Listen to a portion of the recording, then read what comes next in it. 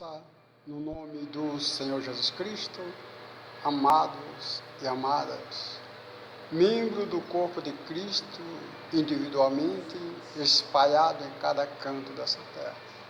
Sabemos que estamos passando por dificuldade, por assolação, ou seja, uma epidemia do coronavírus, ou Covid-19, como chamam.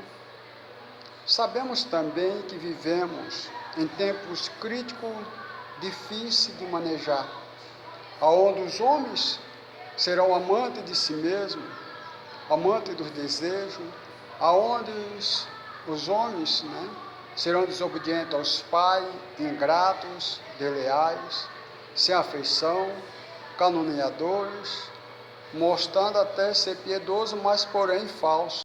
Afastai-vos. Está escrito em 2 Timóteo, capítulo 3, do versículo 1 ao versículo 5.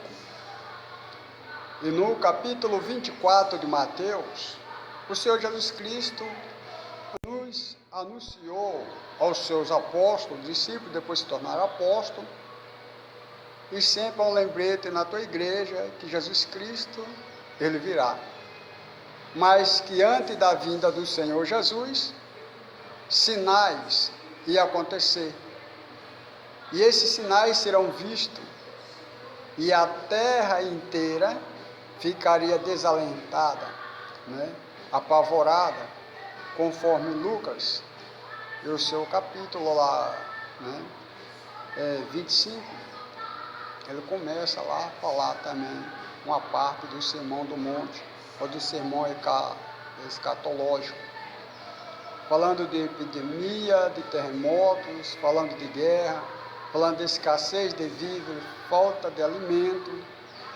E aí ele fala de uma grande dificuldade. Esse é o início das dores de parto, ou seja, é o começo, Ele diz que eram sinais. Esses sinais, cada vez mais, ele fica mais forte. Cada vez mais os sinais é mais intenso para alertar a igreja e alertar as nações, para que as nações possam deixar dos seus pecados e das suas práticas, idólatras, e que possa assim voltar para o verdadeiro Deus que criou o céu, que criou a terra. Eu não estou falando aqui de costumes, não estou falando aqui de cultura, estou falando aqui de um Deus único que criou o céu e a terra. Estou falando aqui de um projeto de salvação de um Deus único, assim como no passado, a humanidade se tornou violenta, se tornou uma humanidade desigual, injusta, opressiva, violenta, uma humanidade que ela só olhava para si, e também uma imoralidade terrível. E Deus abominou assim, e Deus trouxe o dilúvio ali como castigo, como punição. Mas um homem, uma família, o justo, Noé, que ele não compactuava com os costumes ou com a cultura da nação. E Deus, ele então achou favor, e Deus ali, com as tuas misericórdias, Deus salvou ele através daquela arca, E depois, na outra geração que veio, Deus também ali mostra o teu poder, a tua força, destruindo ali a cidade de Sodoma e Gomorra e as suas cidades circunvizinhas, e levando ali um homem chamado Ló, que havia dito que Ló afligia a tua alma, sentava no portão da cidade, e ele clamava a Deus e ficava afligido pela violência, pela imoralidade daquelas nações.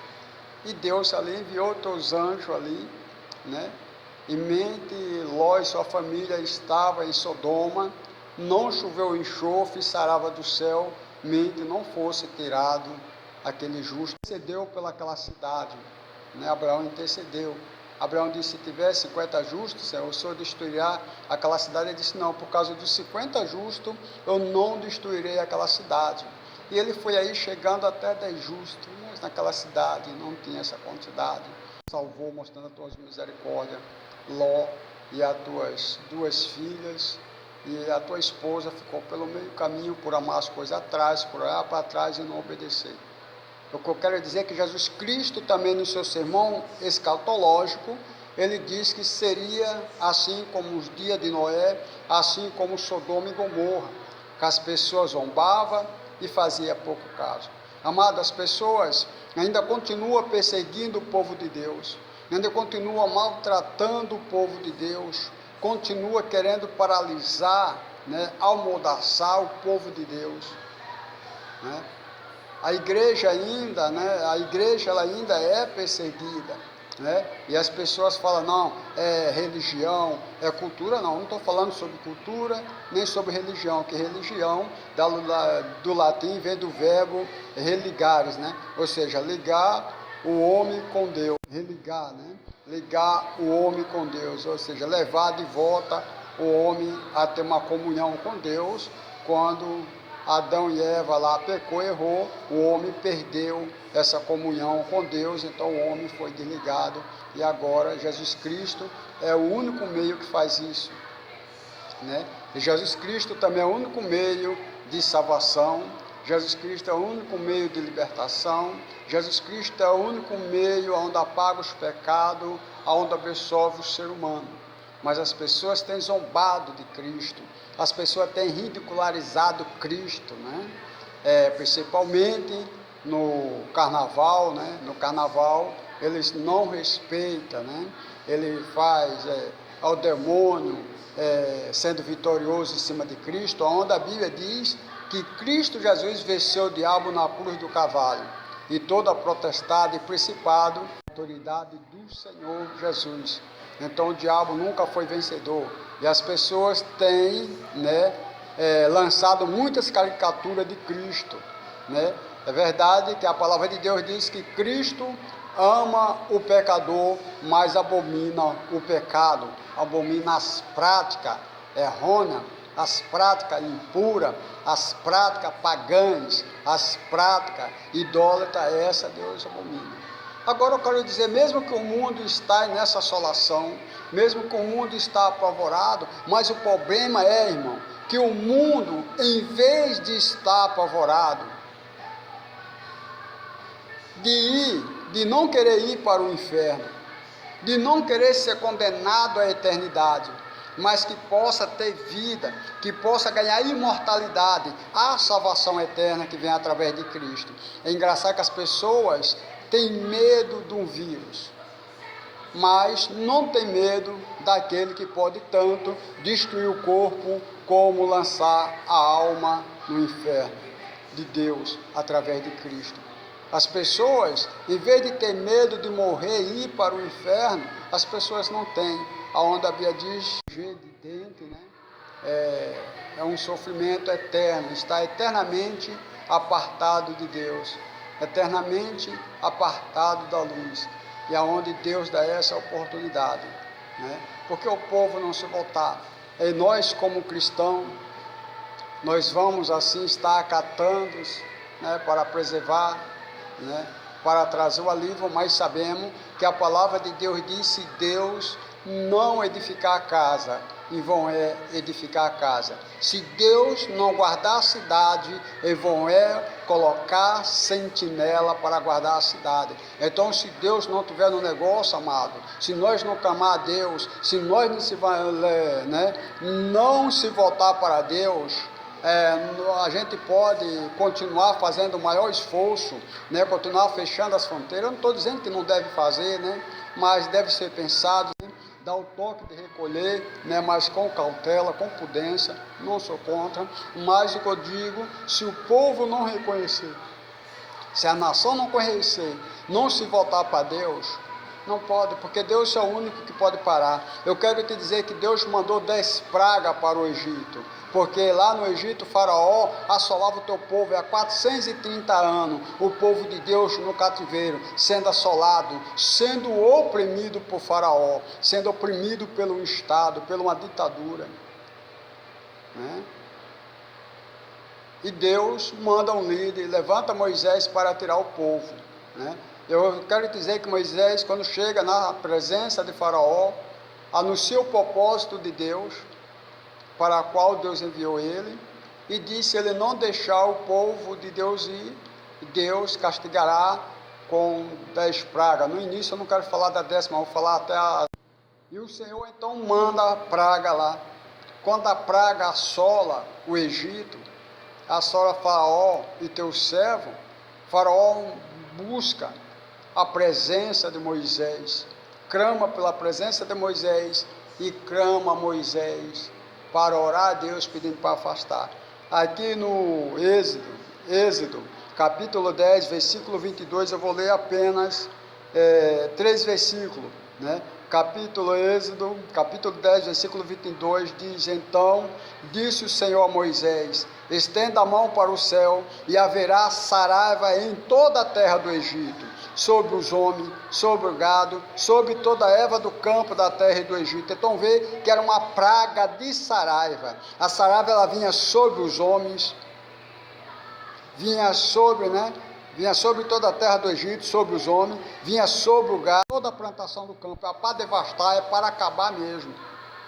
E aí no versículo 28, no versículo 27 e o versículo 28 diz assim: então o Faraó mandou chamar Moisés e Arão e disse-lhe: esta vez pequei, e o Senhor é justo, mas eu e meu povo ímpio. Então ele reconheceu agora que ele e o povo dele era ímpio, praticava injustiça e iniquidade. E no versículo 28 diz: orai ao Senhor, pois que basta, para que não haja mais trovões de Deus, nem saraiva, e eu vos deixarei ir, e não ficareis mais aqui.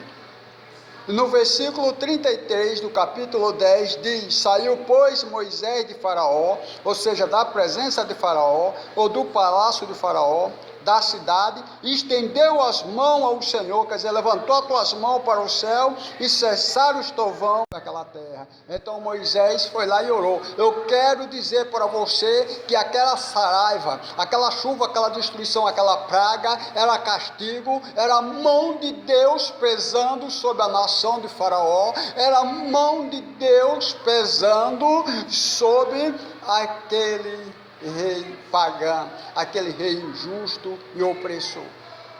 Mas quando ele suplicou ao servo de Deus, o servo de Deus foi e orou, e Deus aplacou a tua ira, Deus desviou aquele flagelo, Deus cessou aquela praga. Porque o que eu quero dizer é que alguns profetas dizem: Deus está fazendo isso, Deus está fazendo aquilo, não põe. Então quer dizer, Moisés foi lá e fez, e Deus ouviu a oração de Moisés, deu a oração de Moisés, e Deus, com a sua misericórdia, cessou a praga. Então que eu digo que as nações, o povo de Deus, como membro da igreja do Senhor Jesus Cristo, como membro desse corpo de Cristo, espalhado aos 4 cantos da terra, continuamos orando, continuamos perseverando e olhando para o alto, porque é do alto que vem o nosso socorro, e se refugiando em Cristo Jesus, porque Ele é o nosso advogado, Ele é o nosso libertador, Ele é o nosso salvador. Mas porém de tudo, tomando as nossas precauções, mas não perdendo a nossa fé em Cristo, não perdendo, os nossos olhos daquele que tem o poder de libertar e daquele que tem o poder de paralisar e acabar. Mas essas coisas há de acontecer. É mistério que os sinais aconteçam. Ninguém pode impedir que os sinais não aconteçam. Os sinais há de acontecer. Mas nós possamos estar clamando a Deus, para Deus dar força à tua igreja, para Deus continuar derramando graça à tua igreja, que a tua igreja seja guardada. Mas isso não quer dizer que eu posso ser poupado e você também pode ser poupado por ser um membro do corpo de Cristo. Mas Deus pode guardar a tua igreja, pode sim. E Deus também pode provar o coração da tua igreja. Deus também pode provar a fé do teu povo. Porque na 10ª praga, Deus não fez distinção nem de Israel nem do Egito. Na 10ª praga, o Senhor disse que aquele que exercesse a sua fé, que comesse, daquele carneiro, e colocasse o sangue no umbral da porta, seja ele egípcio ou seja ele israelita, seria levado o primogênito, não morreria. Quando o anjo destruidor viesse e visse o sangue do cordeiro na vela, ele passaria por cima. E Deus naquela noite levou tanto israelita e quanto egípcio. Deus naquela noite, com o seu anjo destruidor, matou tanto judeu quanto egípcio, porque naquele dia ou naquela noite, o que não obedecesse o Senhor, o que não obedecesse a ordenança do Senhor, sofreria. Então, o que eu quero dizer, aqueles que se voltam ao Senhor, aquele que clama e busca a face do Senhor, ele alcança a misericórdia do Senhor. Porque em Provérbio, capítulo 28, versículo 13, lá diz que aquele que confessa os teus pecados e deixa, ele alcança a misericórdia do Senhor. Então, que as nações, Senhor, pequei, que os líderes possam se voltar ao Senhor e confessar o Senhor, e assim pedir para que o Senhor traga o alívio através de Cristo. Pode acontecer, porque o Senhor é poderoso. Ele diz que além dele não há outro Deus, além dele não há outro Senhor, e diz ele que operando ele, quem pode impedir? A palavra do Senhor diz: se Deus estender, se Deus quiser salvar, quem pode dizer para ele não salvar? Porque as nações têm entregado a nação, têm entregado cidade, têm entregado município ou povoado na mão de Deus que não são Deus, na mão de Deus que não pode salvar. Porque o salmista diz: o meu Deus está no céu, porque o meu Deus criou o céu e a terra. Ele diz que o Deus das nações são ídolos, são prata, e diz que esses deuses, eles perecem.